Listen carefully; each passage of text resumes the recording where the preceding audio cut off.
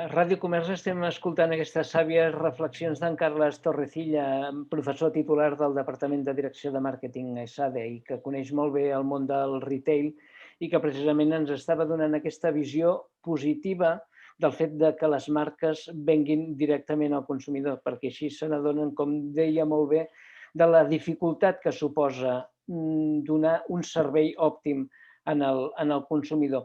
Volíem preguntar-li també a en Carles Torrecillas si ell considera que és un bon moment en aquests instants, en aquesta etapa, per renegociar les rendes o inclús reubicar els negocis, ateses les circumstàncies, que queden molts locals buits i que potser són una oportunitat doncs, per als botiguers. Cap dubte, però potser no en la línia que semblava que apuntaves. És a dir, és cert, és un bon moment per renegociar els contractes de lloguer, però no per baixar-los.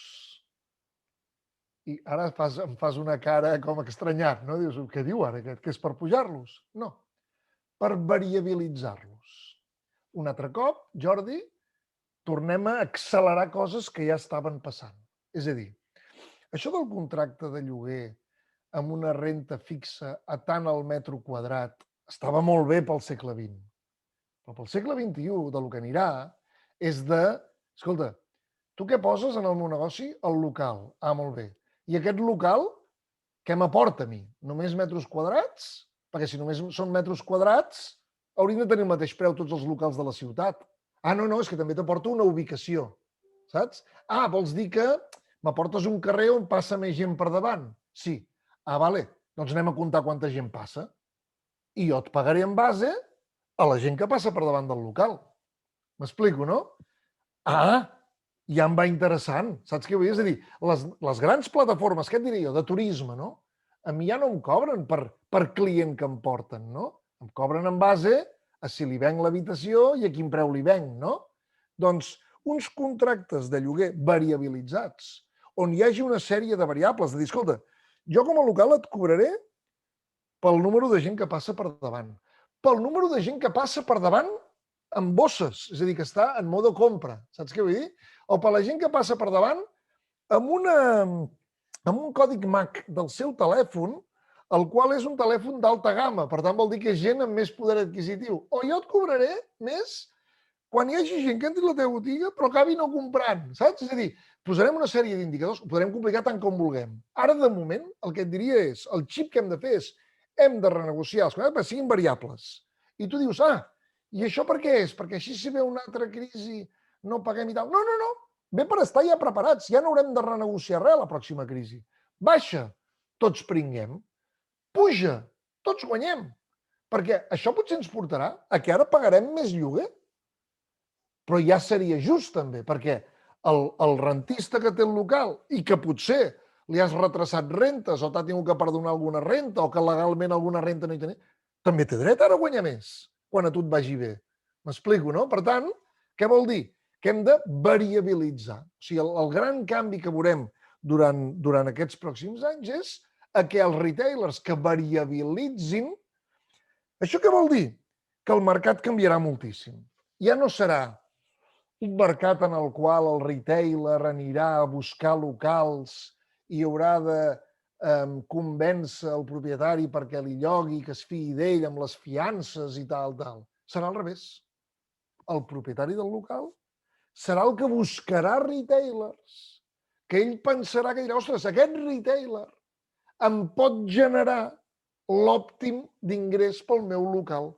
Per tant, si tu ets un retailer que fas les coses bé, que tens uns fluxos de gent, que etc, t'entendràs molt bé. Però clar, què vol dir? Que has d'estar digitalitzat, perquè això vol dir que el propietari del local haurà de tenir accés a la teva informació.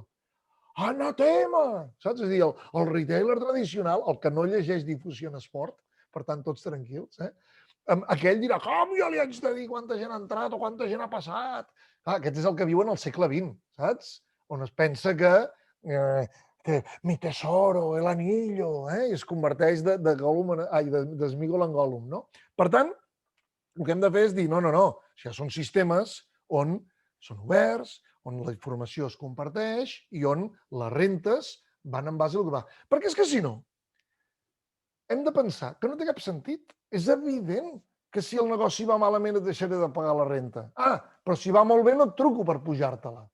Sí, això què fa? Que el del local digui, si no et vaig a pèrdues, hosti, doncs, escolta, el que més em pagui li clavo, i són aquells locals que veiem, aquells locals de retail, Jordi, que veiem que dius, hosti, que aquí, cosa que posen, cosa que tanca. Saps què vull dir? És a dir, hi ha aquelles rotacions que dius, aquí, o el del local, o la gent que ve, estan atontats, m'explico o no? No, aquí el problema és que la relació contractual està mal construïda. Una altra de les tendències que s'endevinaven en els darrers anys fa referència als pure players, aquests operadors que han nascut al voltant de l'e-commerce i que sembla que també tenen interès a obrir botigues físiques. Creus que aquesta tendència anirà a més, que en els pròxims anys assistirem a l'obertura de botigues físiques per part dels anomenats pure players? Sí, per què? Perquè així com abans, per mirar què passaria, havíem de mirar als Estats Units, el catalanet que volia ser retailer, què feia? Se'n anava als Estats Units, no veia alguna cosa en allà, venia cap aquí, ho portava, saps? I el que veiem és que, bueno, doncs sí, gent com Amazon, sí, han obert 3, 4 supermercats presencials, tal, o botigues de pick and collect, tal, però és que si te'n vas a la Xina, aquests pure players és que t'han obert no una botiga, no 10, no 100, milers. I ho han fet amb un excedent de caixa que tenien. És a dir, no és quasi ni part de l'estratègia principal. Recordem que la capitalització d'Amazon és 3 vegades l'IBEX 35. Una sola empresa de retail. Ho veus o no, I potser Alibaba encara és més gran que Amazon. Clar, què vol dir? Què vol dir això? O ho és, o ho pot arribar a ser, saps? M'explico, no? O pot tenir més recursos, o pot... Amb la qual cosa, dius, ostres, han obert 1.000 botigues, o sigui això ja no és allò de, ai, sembla que hi ha una d'etes. No, això és un tsunami, saps? Ara, què vol dir això? Que ningú s'ha d'espantar, perquè també hem de pensar que molta gent pensa, ai, això s'ha acabat, ens han guanyat, no sé què, tal. No! No és així, perquè estem en el cromanyon del que serà el retail del futur. És a dir, el que veurem és que al final, d'aquí uns anys, direm, doncs mira, hi ha unes certes categories que compro a través d'aquestes empreses omniexperiència, no? De coses més de petites i tal, però hi ha un altre tipus de productes que necessito més assessorament, més servei, que ho compro a través d'aquestes altres. Val? Per tant, hem d'estar molt atents. Però sí, ja és una realitat, Jordi. O sigui, allò que dèiem de no, és que... I és una demostració, a més, de que el retail té sentit. M'explico? No, perquè ells no tenien cap necessitat d'obrir botigues i han vist la necessitat de fer-ho. Per tant, què vol dir? Que l'online moltes vegades té el risc de ser el joc del telèfon. Saps què vull dir? Que dius, hòstia, el joc dels disbarats, no? Que el que arriba al final dius, hòstia, no m'he enterat de res, no? Perquè he fet big data, he fet de tot, però tal, no? Per tant, si ells estan obrint, és que té sentit tenir el comerç presencial. Per tant, el que vol dir que és que nosaltres tenim sentit. Ara, no trobarem el sentit pensant la nostra estratègia en el cotxe, a la dutxa o interromputs pel client que entra. Parlaves que estem en el cromanyon del comerç del futur. Llavors, penses que el petit botiguer té futur en el comerç? O sigui, que hi ha possibilitats per al petit botiguer de tenir la seva quota de mercat dins d'aquest paisatge del retail del futur? Torno al principi de l'entrevista. És a dir, no perquè sigui petit, sinó el que s'ocorri. El que realment, per exemple, si algú agafa aquesta entrevista, se la pren de memòria i l'aplica a rajatabla, té futur. Saps què vull dir? Perquè hem retocat una mica de tot. Diu, hosti, canviaré els meus contractes dels meus locals i els variabilitzaré. Contractaré els de TC Group i posaré comptadors a tope. Pensaré tot això de l'omniexperiència, del web rooming i el showrooming. Faré que un percentatge determinat dels meus clients siguin convocats cada dia perquè jo generaré el flux i no esperaré resant. O sigui, si repasses tota l'entrevista, el que faci això, té un futur brutal. Saps? I a més, el seu fill voldrà continuar amb el seu. I a més, quan vagi a obrir nous locals, tindrà cua de locals que volen compartir amb ell i inclús coinvertir en els seus nous locals. Tindrà personal amb talent que voldrà treballar amb ell, etc. Per tant, cap dubte.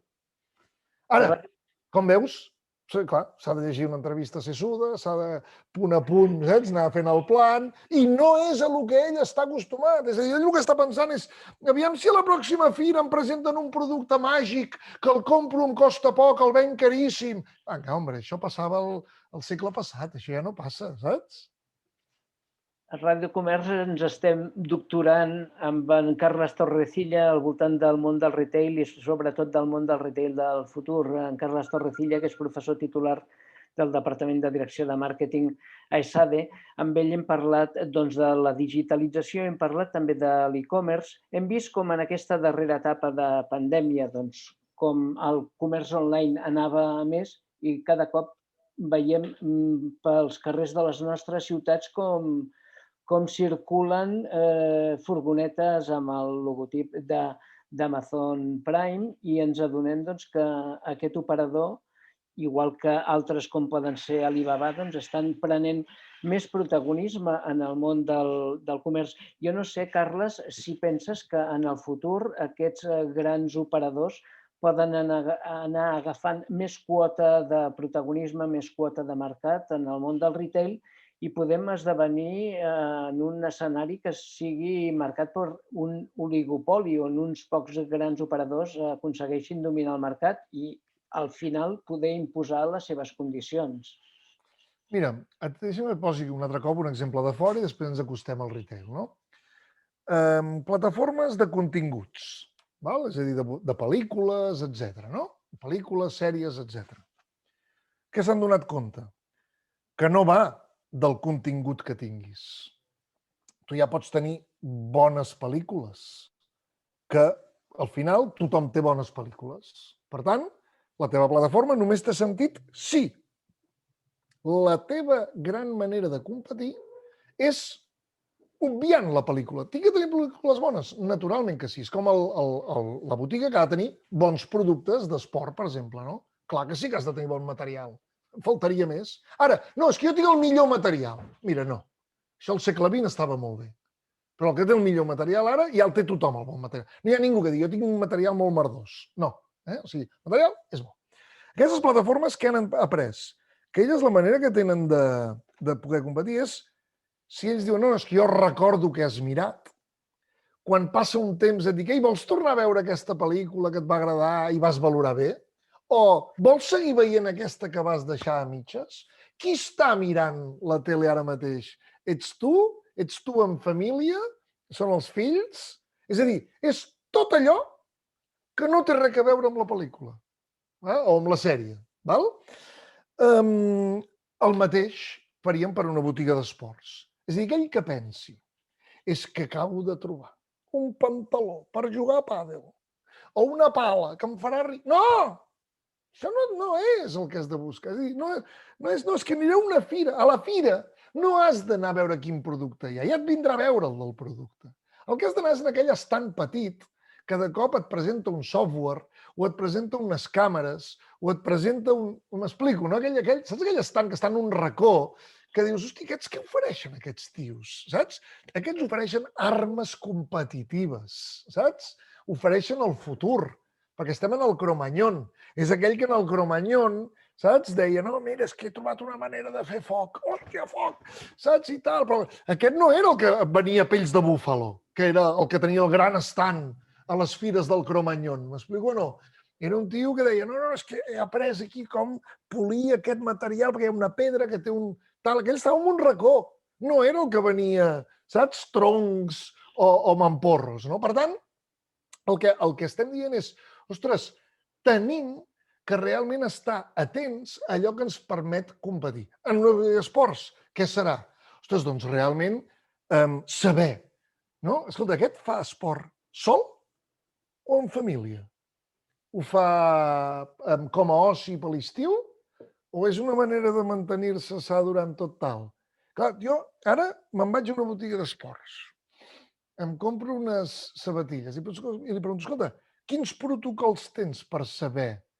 Home, el protocol que tinc és intentar anar medint fins a quin punt li puc vendre la més cara, saps? I si no, O la que dona més marge. perquè no se m'escapi, saps què vull dir? Sí, és a dir, de preu més alt o de més marge, de tal. Hòstia, vas molt malament. M'explico o no? Perquè és que tu t'estàs centrant en aquest acte d'intercanvi, saps? I això és despatxar, saps? No. Tu el que has de fer és enamorar-te. Tu el que has de fer és que ell s'enamori de tu. Has de crear una relació. Has de crear-li una experiència. I això és el que els nostres avis retailers sabien fer tan bé, m'explico, no? I que els pares ja no tant.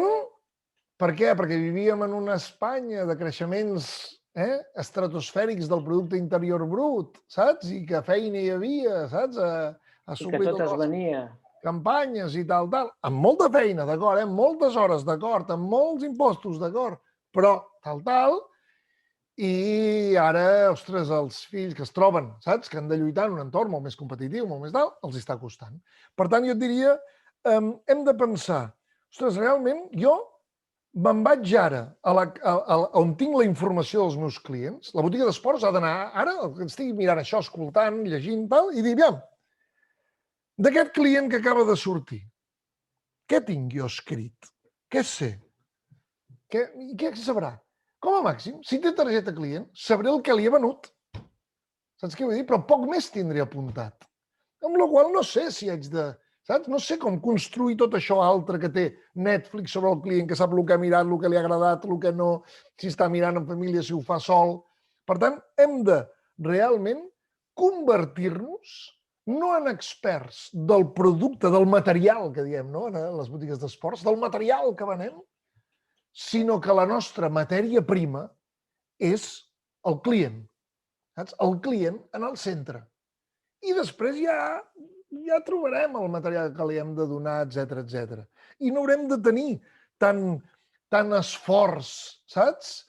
En què no em compari amb el del costat. És a dir, quan jo no tingui cap por de que el del costat li pugui oferir 10 euros menys o 20 euros menys aquell material o 100 euros menys aquell material i me'l prengui, és que em diguis, no, és que encara que el del costat li regali, me'l comprarà a mi, és llavors quan sóc de veritat un retailer.